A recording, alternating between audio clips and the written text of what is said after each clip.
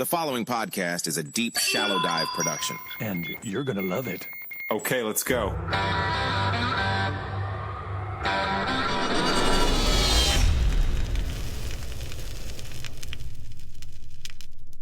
All right, so I was going to start off this podcast by serenading you with either NSYNC or Backstreet Boys, and literally as I was about to pick the song, I'm like, oh my God, I'm blanking on the lyrics. But listen, everybody, we have got today a super fun episode, and we are going to dive into the world of boy bands. I'm talking NSYNC, Backstreet Boys, 98 Degrees, LFO, who else? O-Town. And we're going to talk about Lou Pearlman. We're going to talk about all that stuff. This is going to be super fun. And Stacey Larson, better known as Boy Band Stacey, is here. Hey, welcome to the Deep Shallow Dive, Stace. Thank you for having me, Ray. This is going to be so fun. You know, this is funny. My first concert that I ever attended in my life was it was my senior year in high school, and it was with my sophomore girlfriend, and we went to New Kids on the Block. Really? Yeah. Okay. That's the first concert I ever attended. All right, let's jump into this boy band. I mean, literally, your moniker is Boy Band Stacey. So tell us why. What is that all about? I think when people in my real life, not even online life, when they see boy bands, they've always just associated that with me because I grew up in high school, such a big boy band fan. And I don't know, it was just something that stuck. And then when I came to making an Instagram platform, I honestly started it because I thought my friends and family were getting tired of seeing all the boy band content on my personal stuff. So I was like, well, I'll create a fun page where I could put all that stuff, not annoy my friends and family. And it just seemed like, I feel like I wasn't super creative. I was just like, I'm regular Stacey. This is Boy Band Stacey. This is Boy Band Stacey. Okay, so you started working in the boy band, I guess, part of the music industry. So this is probably like the 2000, right? Like maybe 1998, 99, 2000. I'm trying to remember when that, when Backstreet and NSYNC really got into the mix. So they kind of blew up, I think around like 97, 98. I wasn't personally into the music back then. I liked rap. I didn't like pop music. So I didn't really start getting into them until 2000, maybe end of 99, 2000. And then I started working in the industry in 2001 when I moved to Las Vegas. Okay. So you got in the industry. What did you do? You worked for a producer? Did you work for a record label? Where did you work? I worked for a venue. I worked for two venues. I worked for the Mandalay Bay Event Center, which still there has huge concerts. And then at the time it was called the Aladdin, but now it's Planet Hollywood, the Theater for the Performing Arts. Okay. I worked there. And then I met a friend that was a producer in town, and he still has a Vegas show, a show that he brought to Vegas. And I thought that fan base is very similar to boy band fans. Let me create you a fan club. So I started working with a producer in that sense, where I was cultivating the fan relationship. Okay, that's interesting because, man, that fan relationship exploded with those boy bands. So let's talk about some of them. So like NSYNC, Backstreet, who have you had a lot of experience with? Probably, of the two, definitely Backstreet Boys. Okay. NSYNC, when did were they done? I think it was like 2002 was their last tour. Yeah. And Backstreet Boys has been around this whole time. People often think they got back together. They've never stopped. That's funny. There were some slumps where I remember going to shows and they were at smaller venues and not a whole lot of people. But still, consistently, every couple of years, they've done something. So with that in mind, probably them, because, You never worked for the bands directly though. Did you work for booking agents that booked the bands? Like what was your point of contact with like the Backstreet Boys? Because I know you're pretty close with which one is it? Chris Kirkpatrick? Chris is in sync. Chris is in sync. Oh my God. It's like getting those But confused. back then, no, back in those 2000s, I just worked for the venue and I was just always around. But Okay. through that is how I met a lot of friends that were in the industry on the tours. And then they later in life have brought me around because they knew I was looking to work in the industry. And so I kind of been around. I've had friends that have launched VIP companies, Hmm. agents, promoters. And Sometimes so the artists themselves launches side projects that I can okay. help promote. Got it. Got it. Got it. When you were working for Mandalay Bay or the venues at the time, and you said it was the Aladdin, which became Planet Hollywood. So Yep.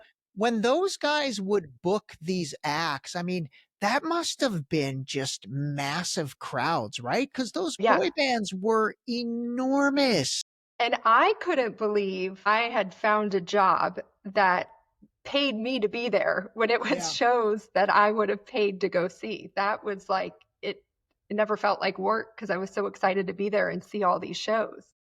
And then were you interacting, like, were you the point person for the venue with the artist or with the artist No. management? Like who was, No, I back then I was just ticket taking oh, or okay. Okay. ushering.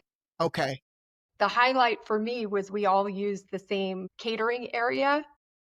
Their room was different from ours, but I would get to see all the artists backstage. That was like the highlight for me was getting that close up to Okay. most of those artists. Was it just pandemonium? I mean, like were Yes. girls like probably young girls trying to get in to see them? Because again, NSYNC and Backstreet, they were enormous. I Well, think, and they did it smart because I when Backstreet was exploding, I wasn't working yet. I was 16 and I was in high school. And they used to have parent rooms. So like my dad would take me to a concert and then there would be a room that the parents could just hang out in. And I think I've heard new kids used to do that too. So they brought in, yeah, everyone and they made it convenient for the family where you could just buy your daughter a ticket or bring your daughter, bring your kids. And then you didn't have to actually go and buy the ticket too. You could just still sit safely in the venue with the interesting. minor. Yeah, it was a really cool concept. Okay, okay. Those guys, man, they really did revolutionize a big segment of the music industry. Similar to like you said you liked hip hop and rap. I mean, kind of the same thing. That those two genres really came up together. Let's jump into, because ironically I just got done maybe a month ago watching the Lou Pearlman documentary on Netflix, which was really good and really interesting. But I think, did you work for his company was called Transcon, I believe. Did you work for Transcon or did you work for a band or a label that was owned by Transcon?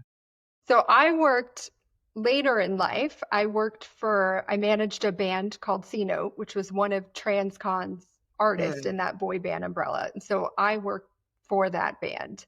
And two of those members in the C Note group, they were two of the original NSYNC members with Chris Kirkpatrick. And then they did Wow. some shuffling around of the groups, and two of my guys didn't end up being in the NSYNC that we know now. Okay. But it's crazy how intertwined they all were. They all had houses like within the same block that Lou put them in, and along with his house. And they were just so interconnected.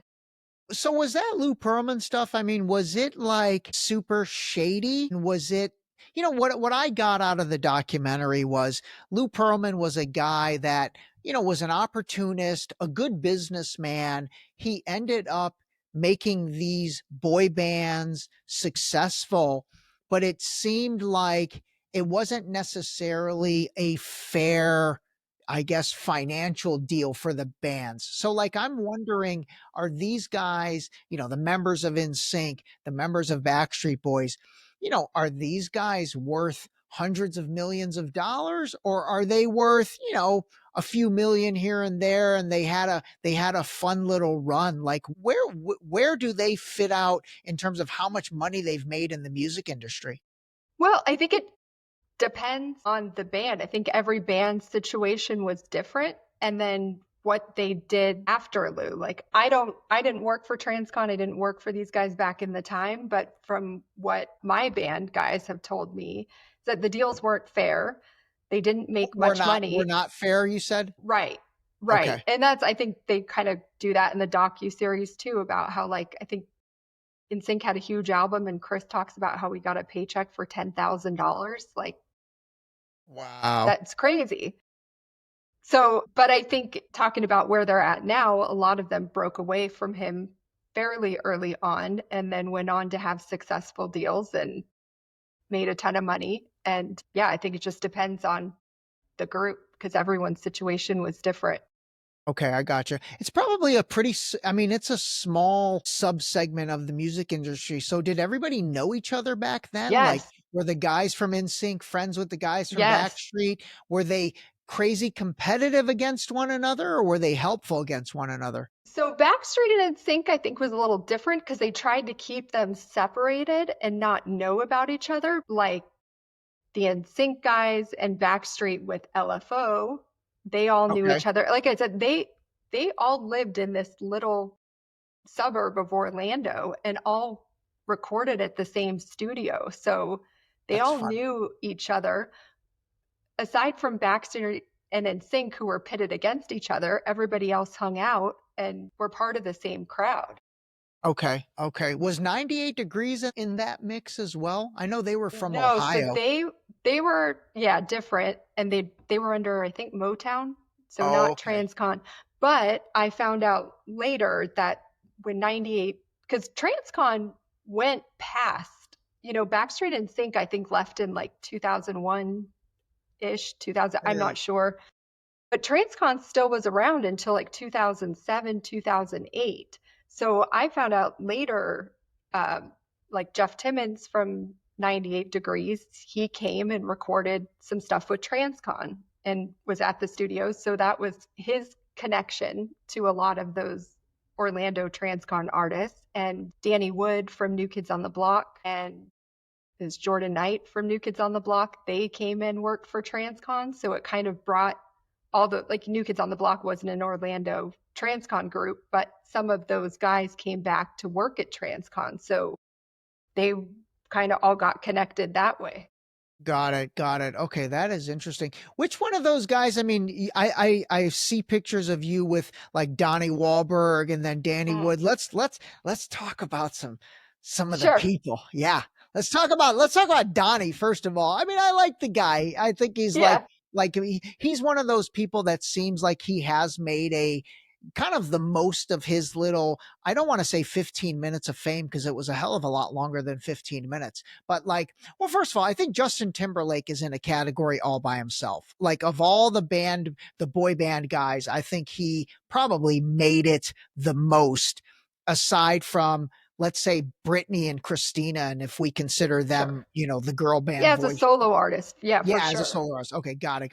But then Donnie Wahlberg, he's married to Jenny McCarthy. Seems like He's got he's done. some pretty big TV shows. Yeah, that's right. That's right. Yeah, and Okay, he's made it solo, not music at the level of Justin Timberlake, but for acting. I mean, he's okay. That's got some very pretty true. huge roles. Yeah. That's very true. Is that something like, have you had business projects with him, or you just have a personal friendship with him?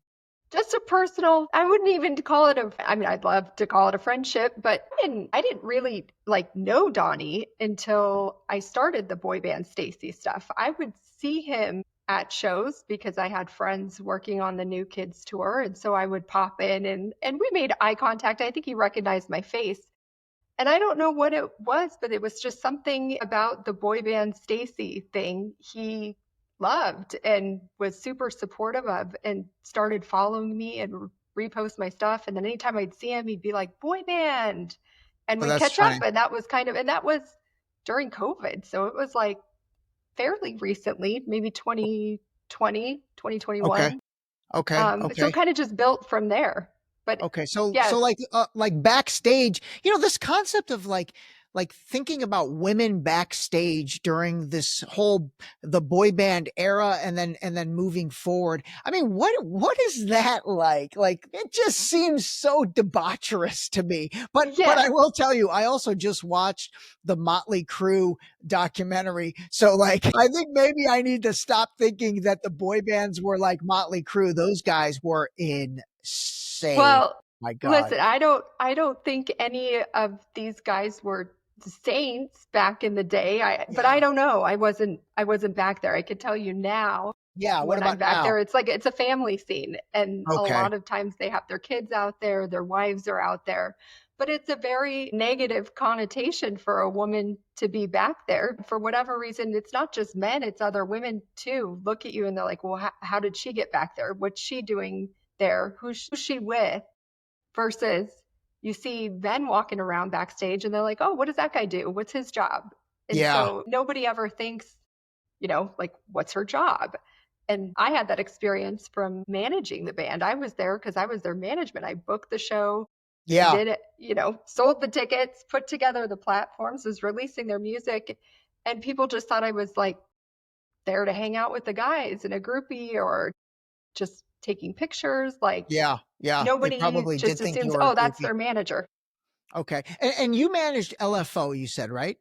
I manage C Note. C Note. Okay. Let's talk about managing C Note. So you're managing a band. Were they signed to a label?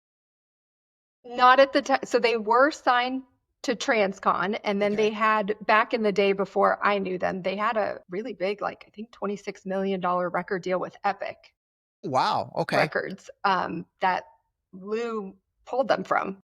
Wow. That was And before you managed them? yeah, that was back in the Transcon. Like I Okay. think their album came out in 1999. So that was back when I was in high school. But I met them later in life at a different show when I had Boy Band Stacey already formed. And one of the members came up to me and was like, hey, we're approaching our 25th year anniversary. Why don't you come manage us? Let's like do a reunion show. And I was like, well, I don't really know much about you guys, but I'll look into it. Like, I think that'd be fun. Yeah. So, no, so they weren't signed to anyone when I was managing them. We were independent, did everything on Okay, our own. okay, okay. So as an independent artist, then what are you looking to do? What did you do with them? You took them on tour? So you got a booking agent and you booked them in venues and took them on tour? We booked show. We didn't have a full tour. We would do a number of one-offs. I have a good friend that's a booking agent who was nice enough to put us on a show that is a tour, and we Okay. opened, it's called the Pop 2000 tour. So that was our first show back, was opening, and that's which was really fun, by the way, because the Pop 2000 tour is O-Town are the headliners, who were Transcon, Okay, and okay. LFO Brad, who's Transcon, and Chris Yeah, Kirkpatrick from NSYNC is the host. So bringing those guys onto that tour for that first show back, it was like a frat house reunion of like Orlando. They all knew each other from yeah. Transcon, every single one of them. So that was really cool. So then we did that, and then we did a bunch of our own shows and our own events, and those I would just contact the venue directly and book them. And were those like what size venues would these guys go into? We did we did a big one in Orlando because that's their hometown. So we had 400 capacity and we sold Okay, that one out. And okay, then we did some smaller one in Tampa, okay. which was maybe like, I think the capacity was 175-ish. Okay, okay, okay. And then do you mind Yeah. sharing? Because I think this will be super interesting for people. So, like a 400 person capacity venue, how do they pay you guys? Do they pay you a flat fee for performing, or is it a percentage of ticket sales, or what is It it? can go both ways. So on that Orlando one, we made it's called a door deal.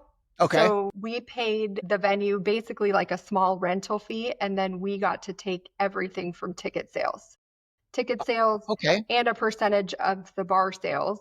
And it's a very big thing in boy band world is to sell VIP packages.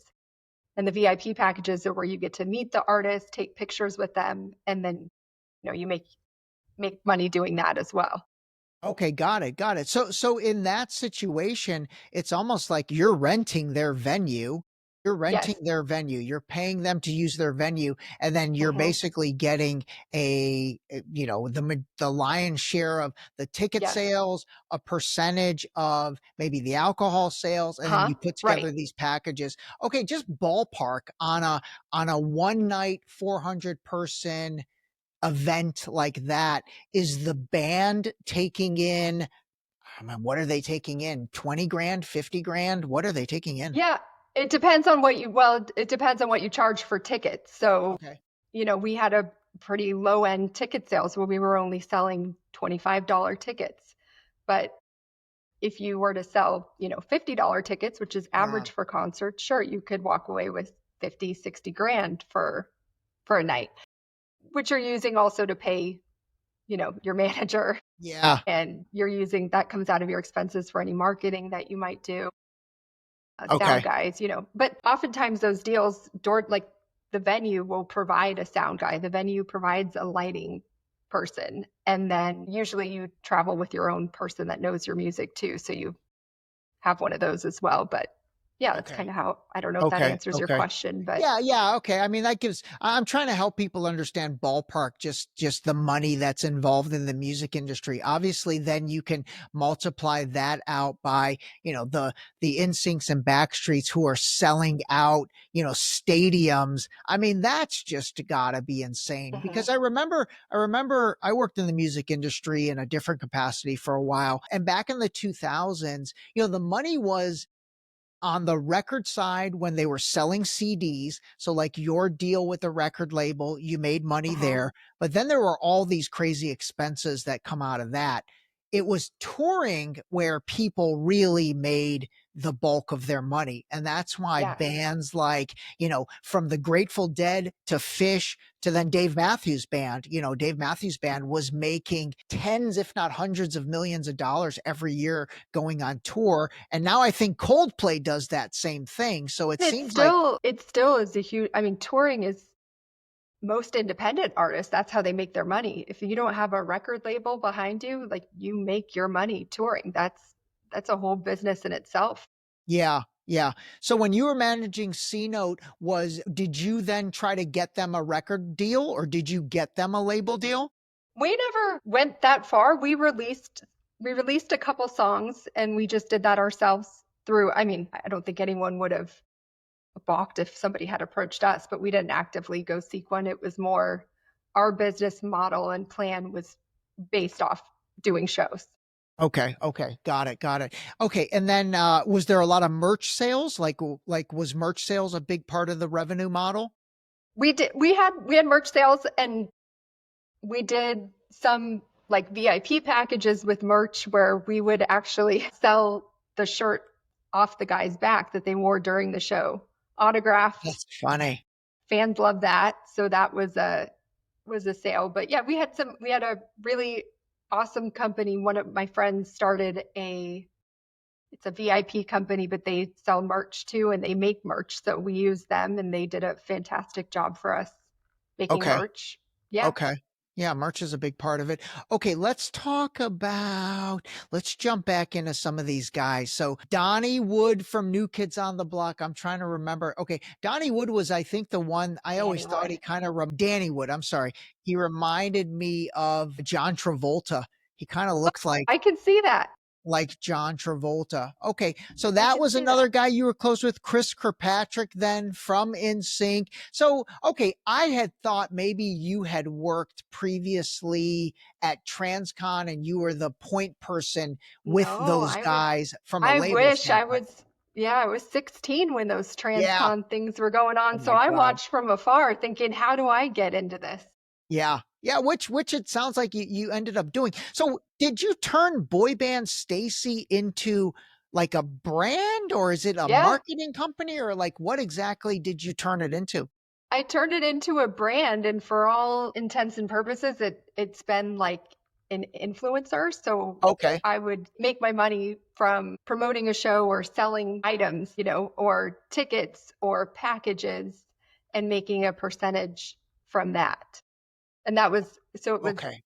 yeah, influencing. Or like I said earlier, some of the guys have side projects where they make things. For instance, AJ from Backstreet Boys had a nail polish line. So selling nail polish with discount codes and things like that. Okay, got it, got it. So you built up an audience that followed Boy Band Stacey.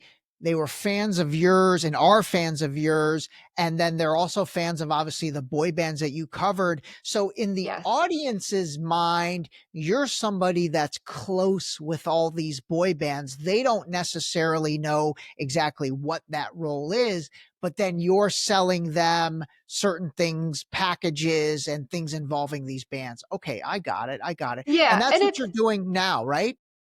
yeah, but which is separate. It kind of got convoluted when I started managing the band because I think people thought I was doing that with them, which, I will say it's pretty common, as you probably know from music industry, is like you wear a lot of hats. And Yeah, so each job or each gig is also different. So it would totally. change from show to show what my role actually was and what I was doing there because it was different with every event. Yeah, yeah. So But with yeah, the common managing, denominator is that we're all fans of the same genre. I got to do some pretty cool stuff promoting that and showing people. A lot of people didn't know these bands were quote unquote back together. okay, And so okay. getting to show these shows that they're all out there, they're still doing shows, they have opportunities where you can come in and meet them. Like getting to share all that was a real highlight for me. Okay, okay. Yeah, and I think right now, I mean, all these little reunion concert tours and sort of the nostalgia coming back. I know the Yeah. R&B guys are doing it because I think the music industry has changed so much because these guys are no longer making any money from obviously CD sales are not there anymore, and I think they get absolutely railroaded by Spotify and all the digital platforms. I mean, Yeah. they're not making much on that. Actually, the Spotify documentary on Netflix is really good and it makes you realize kind of what a bunch of assholes the Spotify founder is actually, because those And guys have completely truthfully, ripped off those artists. the whole like music distribution world to me was probably the most challenging thing I learned managing the band because I worked in live venues a ton and have been on tours and seen like how those work, but I had no clue and I still really have not a lot of info of how the labels work and the how people make money. I've heard there's some money in doing like vinyls now. Those are coming back and that's Oh, that's I've funny. heard better than streaming because like you're saying, yeah, streaming I've heard is notoriously bad and it's hard to make money from that.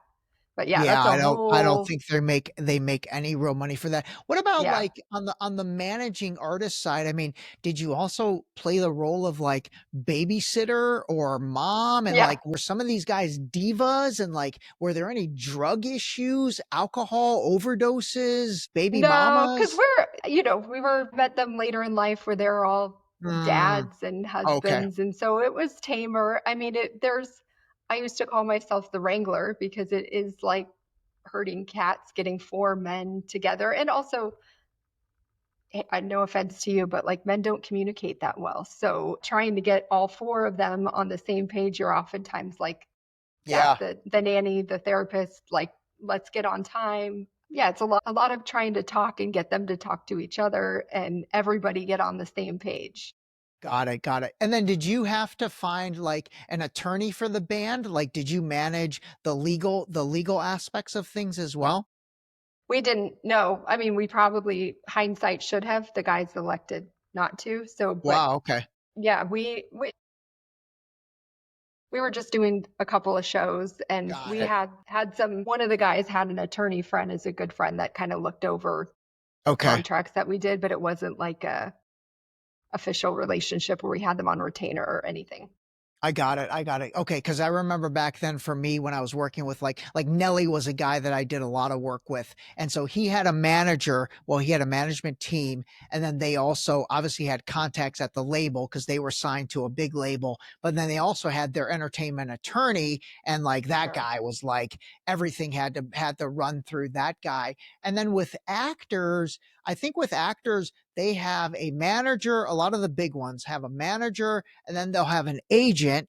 and then they'll have an attorney. So there's really 3 people in addition to, I guess, And that's PR. really how it's traditionally set up still. It's the Okay. same way. We're just not funded by a major label, so the money Got it. isn't there to hire all those people. But yeah, that is mostly how it's set up. And like I work for an agent now, and same thing. Most artists have their manager, like a business manager, tour Yeah. manager, agent, and then their legal counsel. That's crazy. Do you know the percentages that everybody takes? Like what's a music manager take? What's a business manager take? What's an agent take? That's a good, I lost an earphone. Oh, that's all right. That's all right. I'll let you put your earphone back in. That's okay. That's okay. All right. Hold on, everybody. Boy Band Stacey is Got it. getting your earphone.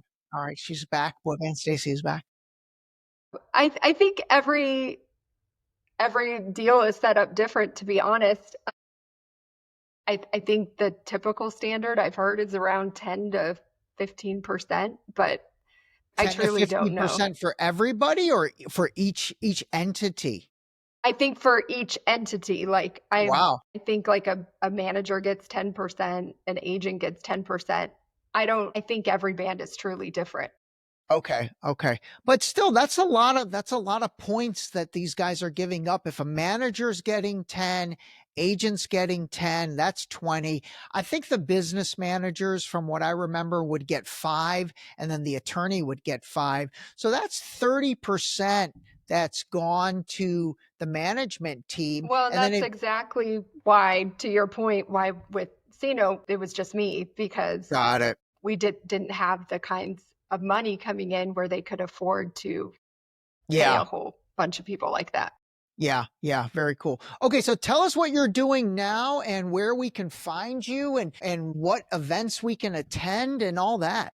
Yeah. So, I work for an agent now doing social media and marketing it's called I Love the 90s tour. Okay. Which is with Vanilla Ice. So you can usually at those shows, so you can catch me out there. It's tons of 90s classics. We got Vanilla Ice, Tone Loc, Raw Bass, who else? Color Me Bad, All for One. It's a rotating lineup of all 90s favorites. And then I just relaunched Boy Band Stacey. So I'll be in Vegas for New Kids residency that they're doing. Backstreet Boys is doing a residency there this summer. So I'll be there for those shows and showing a little bit of that. And that's keeping myself busy with both. The Boy Band Stacey is obviously my cool passion project. Yeah. So the agent that you're working for now, is that a booking agent or what kind of agent? Okay, that's a booking agent. So that booking agent is booking this rotating group of 90s artists into different venues across the country? Yes. Under the banner of I Love the 90s tour.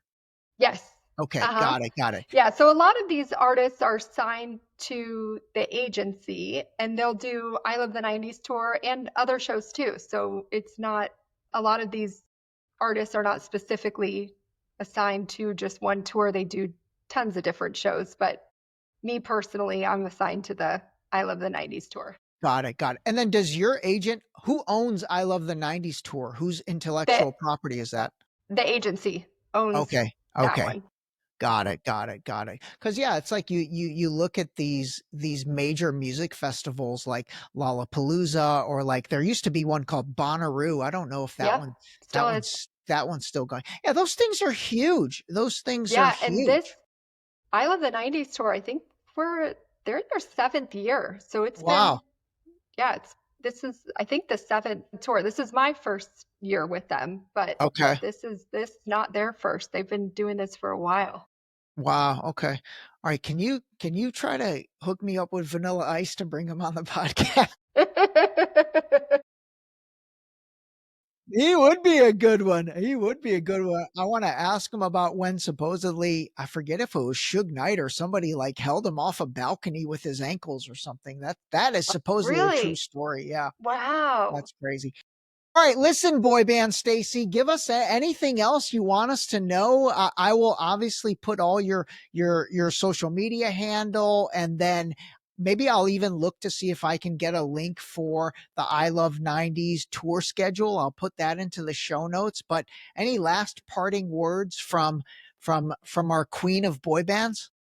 Right. I just appreciate talking to a new demographic about this because, Yeah, we kind yeah. of get in our little bubbles of, I know all the boy band fans and the boy bands, and it's cool to get outside of that circle and talk about it. Absolutely. Absolutely. Yeah. This was super fun. All right. Stay on the line. All right, everybody. I hope you enjoyed a nice break from our crazy geopolitical world to talk a little boy band, a little NSYNC, a little Backstreet Boys.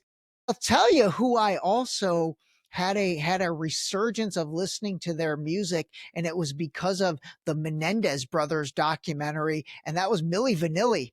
All of a Oh, sudden, because the Menendez brothers like supposedly loved Milli Vanilli. So in the Netflix documentary of theirs, there's all kinds of Milli Vanilli. And I remember after watching that, I created I literally have a boy band playlist in my Spotify.